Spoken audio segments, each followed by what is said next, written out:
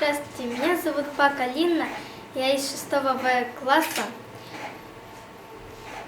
автор произведения Сергей Куцков «Волки». Так уж устроена деревенская жизнь, что если до полудня не выйдешь в лес и прогуляться по знакомым грибным да ягодным местам, то к вечеру уж и бежать нечего, все попрячется.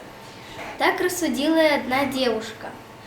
Солнце только поднялось до верхушек ели, как у нее в руках уже полная лукошка. Далеко забрела, зато грибы какие. С благодарностью она посмотрела вокруг, и только уж было собралась уходить, как дальние кусты неожиданно вздрогнули. На поляну вышел зверь. Глаза его цепко следили за фигурой девушки. «Ой, собака!» — сказала она. Где-то недалеко паслись коровы. И знакомство в лесу с пастушей собакой не было им большой неожиданностью.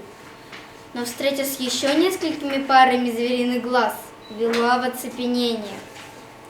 «Волки!» — мелькнула мысль. «Недалеко дорога. Бежать!» Да силы исчезли. Корзинка невольно выпала из рук, ноги стали ватными и непослушными.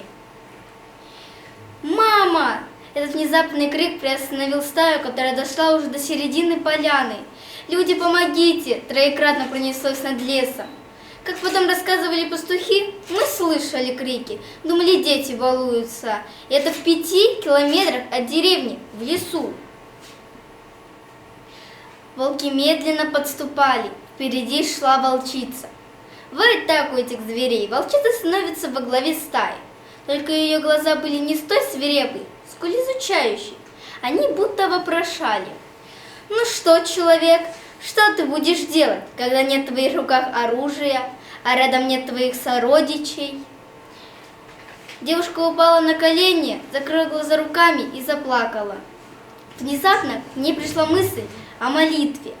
Словно что-то встрепенулось в душе, словно воскресли слова бабушки, памятные из детства: «Богородицу проси».